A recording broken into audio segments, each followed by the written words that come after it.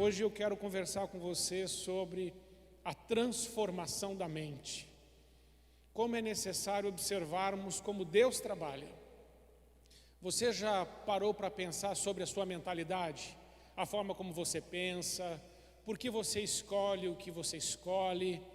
Já parou para pensar como você se comporta diante das crises, das adversidades, do dia mau? Que resposta você tem dado para esse tempo que você está vivendo? Nessa noite eu quero levar você a refletir sobre que resposta nós podemos dar às adversidades da vida. Então a mensagem trata sobre a transformação da nossa mente. Amados irmãos, é muito importante entendermos isso. E entendermos logo de início uma coisa muito importante. As informações que nós temos sobre Deus, elas não serão úteis no dia da crise. Porque as informações são esquecidas. As informações não são colocadas em prática. É muito interessante observar que entre as informações que nós temos de Deus e as crenças que nós guardamos no nosso coração, há distância muito grande. Quando nós olhamos, por exemplo, para a Bíblia, não é esse o texto ainda, mas só a título de introdução, quando nós olhamos para a Bíblia em Números 13:33, nós vamos ver que o povo de Israel, ele estava no Egito e ele é desafiado agora a entrar na terra prometida. Eu trabalhei um pouco essa palavra no domingo passado, e quando eles estão para entrar na terra prometida, eles não conseguem porque eles se percebem como gafanhotos e percebem os seus adversários como gigantes. Mas que povo é esse que declarou essas coisas? É um povo que estava no Egito. E eu quero que você relembre comigo que o Egito é um símbolo para o mundo, que Faraó é um símbolo, uma tipificação de Satanás, e que a escravidão é um símbolo para o pecado. Portanto, o povo que estava no mundo debaixo do domínio de Satanás, cativo pelo pecado, é liberto por Moisés, que tipifica Cristo, atravessa o Mar Vermelho, que tipifica o batismo, entra então no deserto, que representa o período de santidade ou santificação, e num determinado momento agora é desafiado, lembram? A entrar na terra prometida atravessando o Jordão. Pois é, veja como é importante entender sobre a transformação da mente. Na hora de atravessar o Jordão, na hora mais importante de conquistar a bênção que Deus tem para a vida, aqueles homens não conseguem. E veja que eles têm muitas informações sobre Deus. Por exemplo, eles estavam no Egito e viram os sinais. Estes homens que viram aqueles cidadãos como gigantes e assim mesmo como gafanhotos, eles haviam visto o Nilo se transformar em sangue, pó da terra em piolhos, as rãs invadirem todo o Egito, a praga dos gafanhotos e todos os sinais que Moisés fez no Egito. Inclusive, talvez o mais poderoso, o último sinal, quando o anjo da morte passa e mata todos os primogênitos do Egito, mas não toca no povo de Deus que tem o sangue nos umbrais. Veja que esses homens que estão no deserto, eles viram essas coisas acontecerem. Eles também viram o Mar Vermelho se abrindo e eles passaram no meio com os pés secos, no meio de duas grandes colunas de água e um grande milagre. E ali é o batismo daquele povo que está fazendo aquela travessia. E eles também viram o maná, o pão que vem do céu, o pão que é dado por Deus todos os dias. Todos os dias eles contemplavam o milagre. Também eles viram que uma nuvem os cobria durante o dia, porque o calor tórrido do deserto poderia castigá-los, matá-los até. Mas Deus providenciou uma nuvem durante o dia e também uma coluna de fogo durante a noite. E quando eles estavam com sede, eles bebiam água que saía da rocha, claro que a rocha simboliza Cristo. Portanto, veja que esse povo, eles tinham muitas informações sobre Deus e sobre o que Deus podia fazer.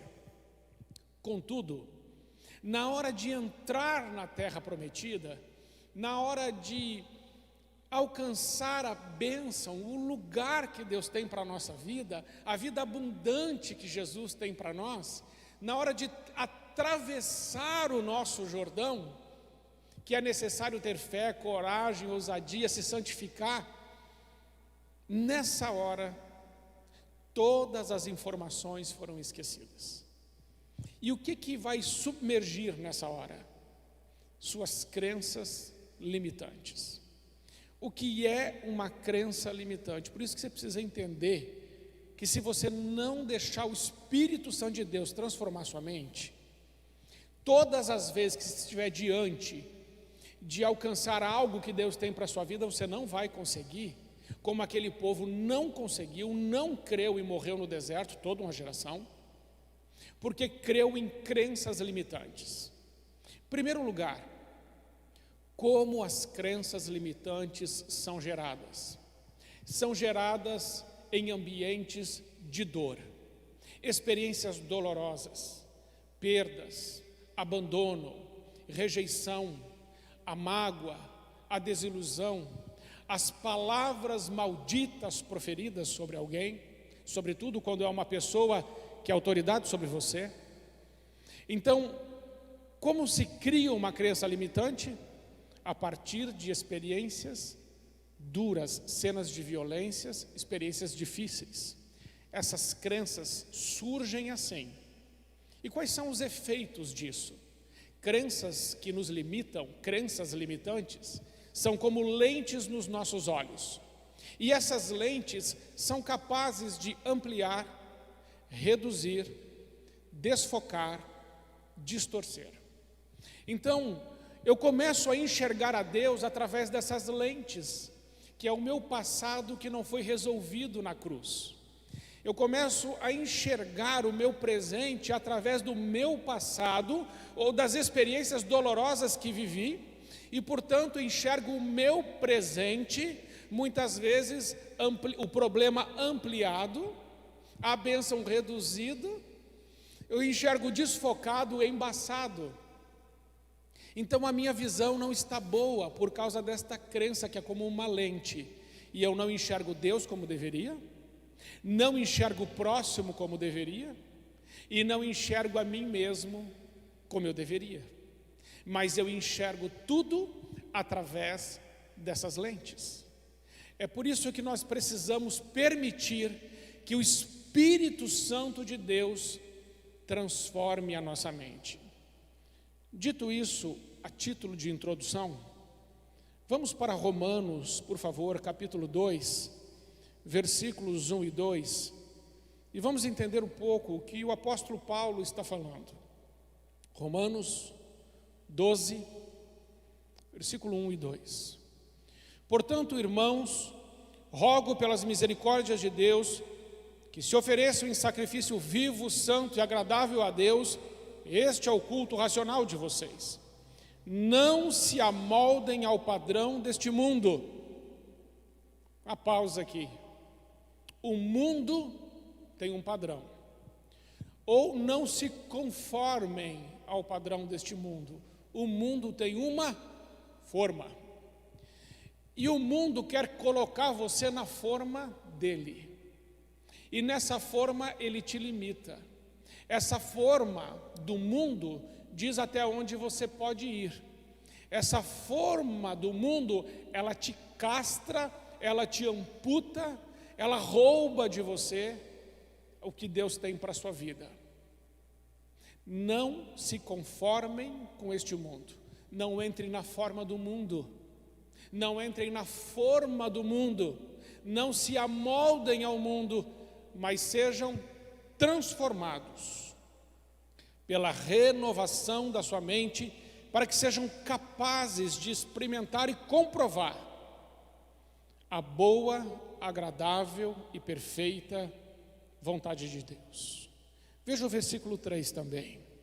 Por isso, pela graça que me foi dada, digo a todos vocês: ninguém tenha de si mesmo um conceito mais elevado do que deve ter, mas ao contrário, tenha um conceito equilibrado de acordo com a medida da fé que Deus lhe concedeu. Não tenha um conceito errado sobre você.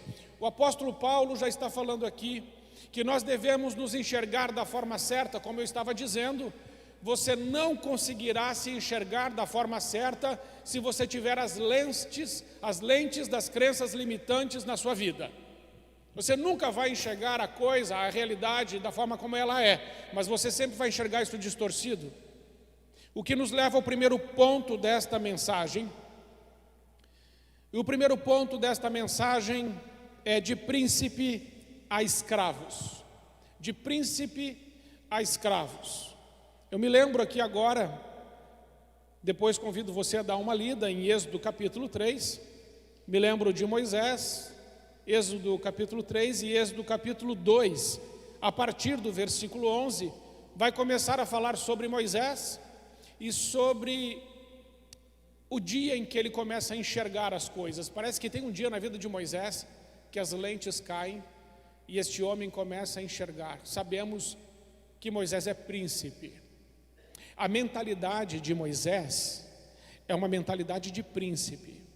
Ele foi colocado como príncipe lá no Egito. Ele é filho da filha de Faraó.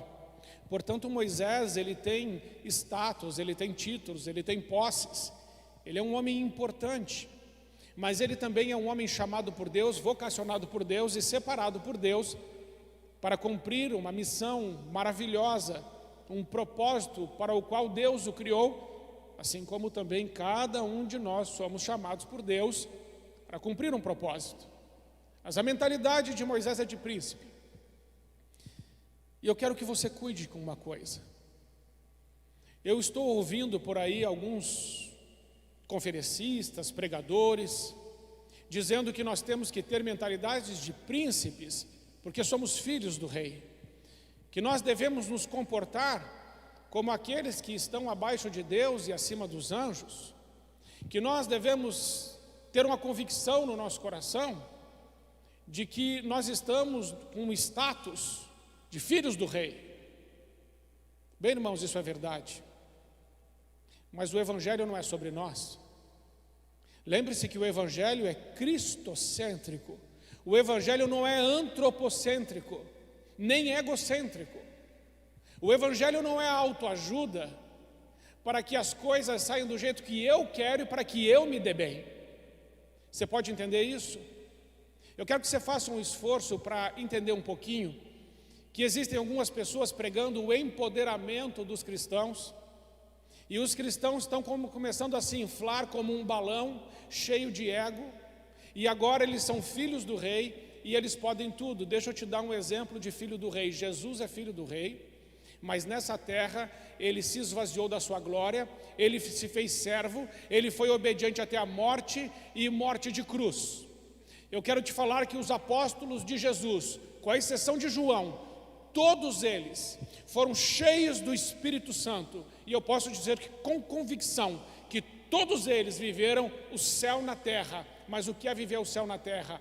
É morrer para si mesmo, é entregar a sua vida nas mãos de Deus, é estar pronto para ser entregue à morte todos os dias por amor de Cristo. Portanto, o evangelho não é autoajuda. O evangelho não se trata de mim e de eu estar no holofote.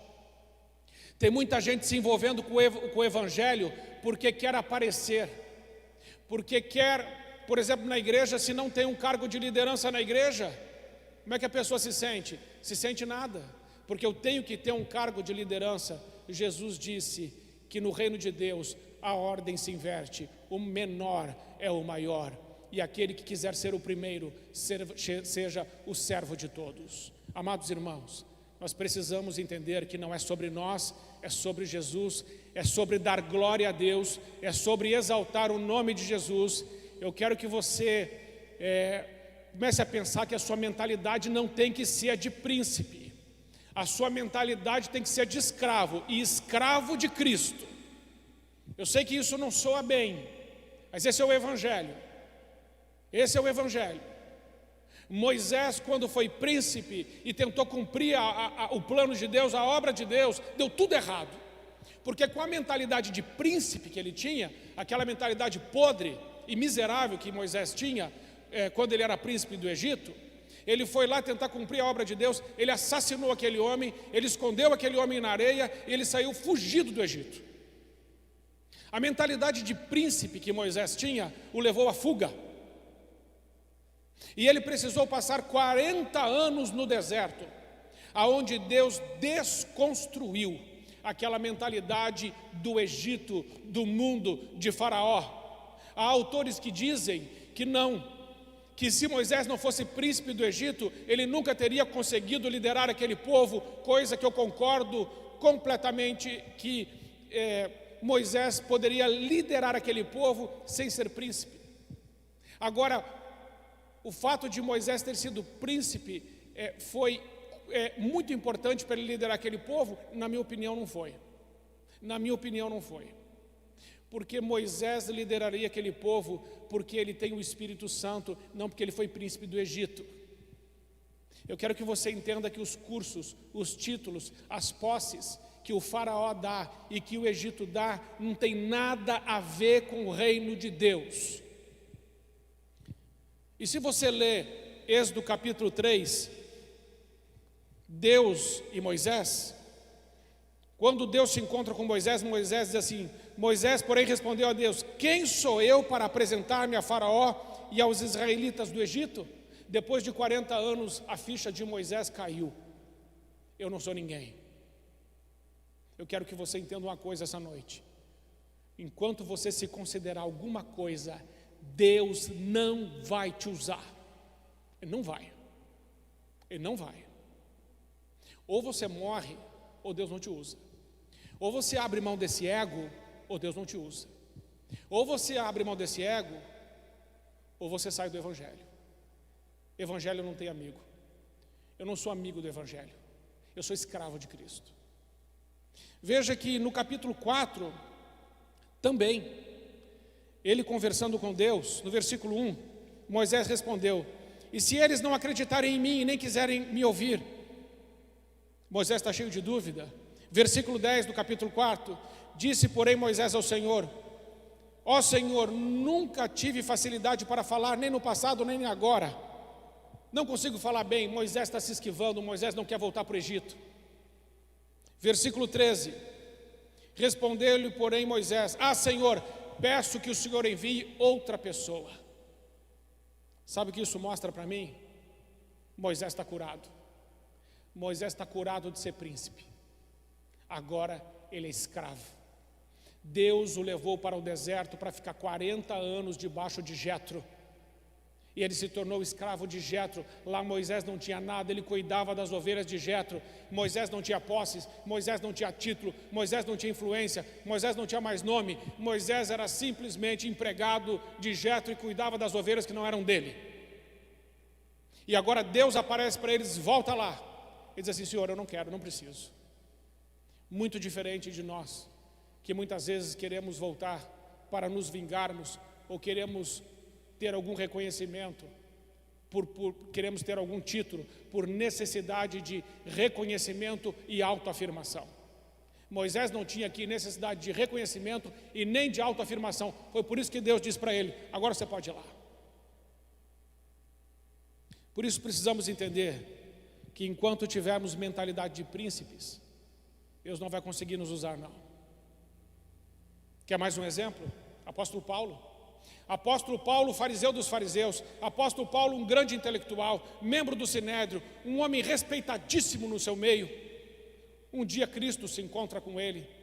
Ele cai no chão, ele fica cego, ele fica 3 dias sem comer, jejuando e orando. Jesus apareceu para ele. Depois disso, ele fica 3 anos no deserto da Arábia, relendo as Escrituras e encontrando Jesus nelas.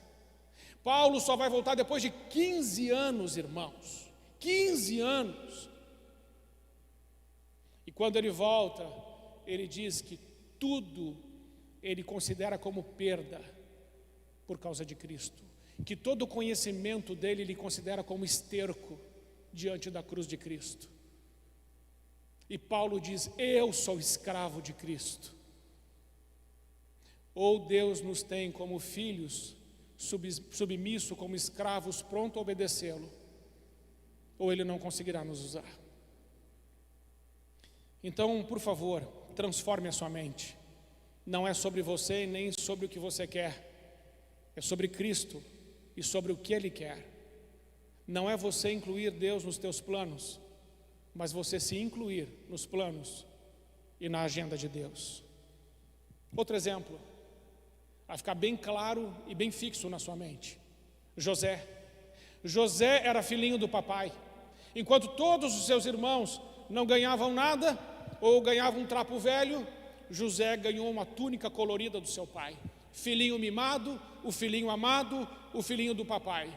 Mesmo assim, Deus tinha um plano para aquele homem, Deus deu um sonho para ele, Deus tinha um propósito para ele, mas Deus não usou ele enquanto ele não aprendeu pelo sofrimento. Ele foi jogado num poço, ele se tornou escravo na casa de Potifar, ele foi jogado na cadeia, e naquele lugar ele começou a desenvolver uma outra mentalidade, para depois poder assumir um lugar mais alto. E aí cumpre-se o versículo: os humilhados serão exaltados.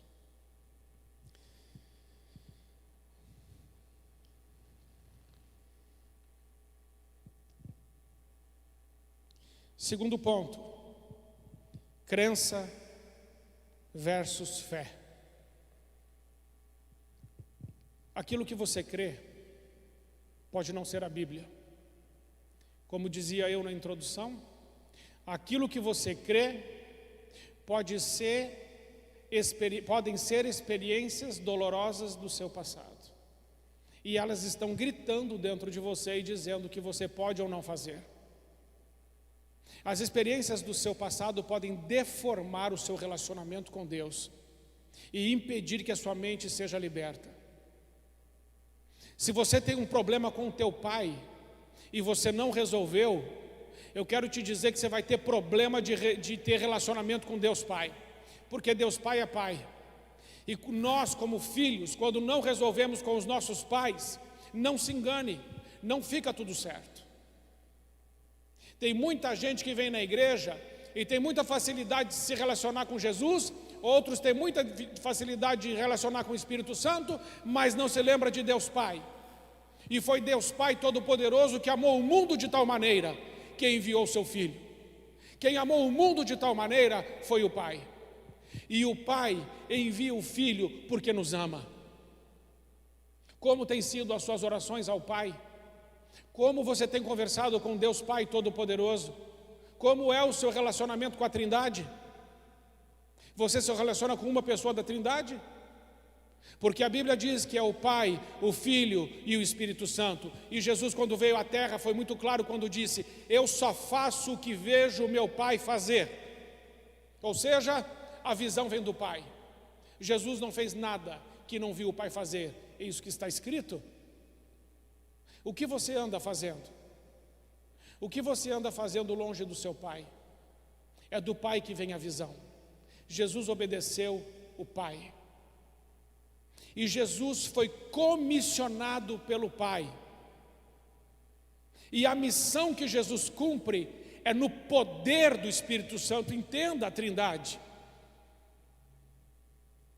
O Espírito Santo está sobre mim porque Ele me ungiu para pregar, libertar os cativos, dar voz aos mudos, limpar os leprosos, ressuscitar os mortos, no poder do Espírito Santo. O Pai envia o Filho e o Espírito Santo o capacita para a missão. E depois Jesus volta e diz: eu deixo o Espírito Santo, Atos 1:8, e recebereis poder quando descer sobre vós o Espírito Santo, e vocês serão as minhas testemunhas em Jerusalém, na Judéia, na Samaria, até os confins da terra. No poder do Espírito Santo. Mas qual é a missão do Espírito Santo? O propósito do Espírito Santo na nossa vida é nos fazer glorificar, exaltar, erguer, louvar, adorar o nome de Jesus. Por isso, amado irmão e irmã, não quero me alongar muito, mas eu quero que você entenda que a primeira coisa que você precisa se livrar na sua vida é das suas crenças limitantes. Você não vai conseguir entrar no lugar que Deus tem para você enquanto você estiver preso ao seu passado, enquanto você estiver preso e presa a injustiças, a dores, a experiências dolorosas, cenas de violência e palavras de maldição que aconteceram com você. Porque quando chegar a hora de você ir para o enfrentamento com essas coisas mal resolvidas, você vai dizer, como disse aquele povo em Números 13:33, eles são grandes demais para mim. Só que você tem todas as informações sobre Deus, mas elas são inúteis, porque essas crenças estão grudadas em você. Quero concluir dizendo a você que para transformar a mente é necessário reeducação. Sabe o que é reeducação? Aprender a desaprender. Entenda uma coisa, você precisa desaprender algumas coisas. Nem tudo que você faz está certo, nem tudo que você faz é do jeito certo, nem tudo que você faz está alinhado com a palavra de Deus. Desaprenda, aprenda a desaprender. Segundo, aprenda a reaprender. Reaprender novos caminhos, reaprender com o Espírito Santo. A Bíblia diz que o Espírito Santo nos ensina. E aprenda a aprender. Mantenha o seu coração ensinável. Cuidado com a síndrome da maturidade. As pessoas que as têm apodreceram e aí já não percebem mais. São tão maduras que estão podres. Gente madura tem o coração aberto. Gente madura está aprendendo. Gente madura se submete.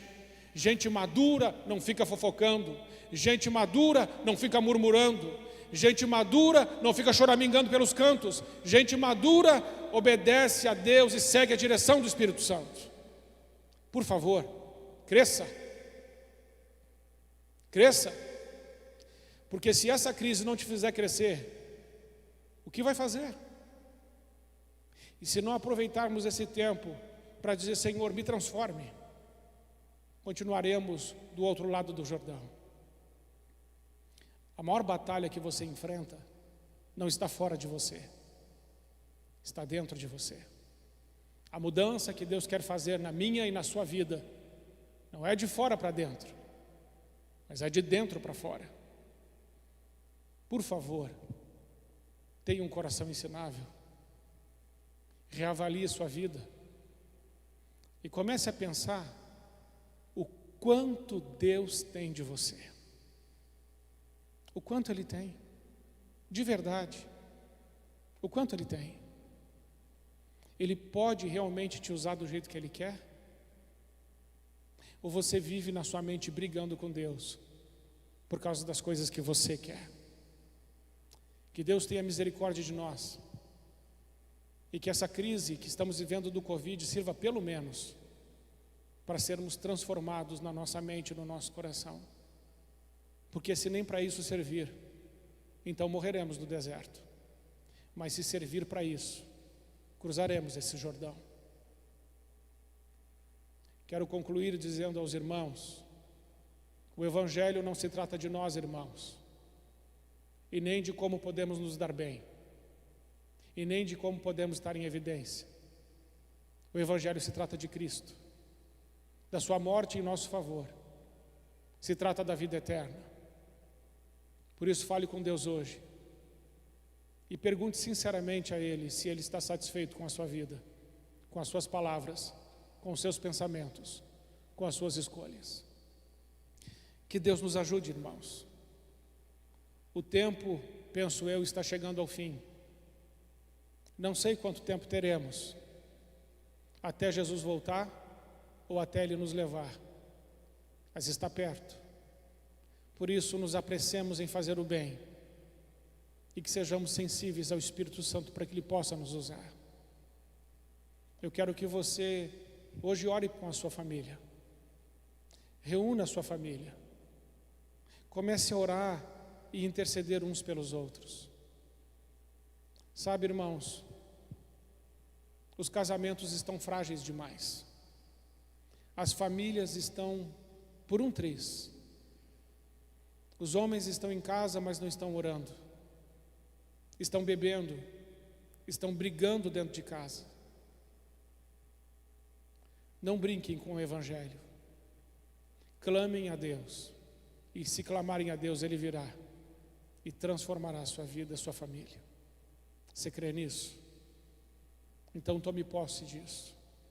Se você frequenta esta igreja e percebe que você tem crenças que te limitam e quer conversar sobre elas, marque um horário comigo. Eu estou aqui para te ajudar a romper, a vencer. E em nome de Jesus, você vai cruzar o seu Jordão. Você vai entrar no lugar que Deus tem para você. Amém? Vamos orar? Pai, em nome de Jesus, nós colocamos nossas vidas diante do Senhor. E queremos pedir ao Senhor, Espírito Santo de Deus, transforma a nossa mente. Senhor, renova a nossa mente. Tira de nós, Pai, tudo que não se parece contigo. Senhor, faze-nos como teu Filho Jesus, humilde, que mesmo sendo Deus, abriu mão da sua glória, tornou-se homem, servo, e foi obediente até a morte, morte de cruz. Faze-nos, Senhor, parecidos com Jesus, que só fazia o que via o Pai fazer, e tudo o que fazia, fazia no poder do Espírito Santo. Que assim também seja conosco, Senhor.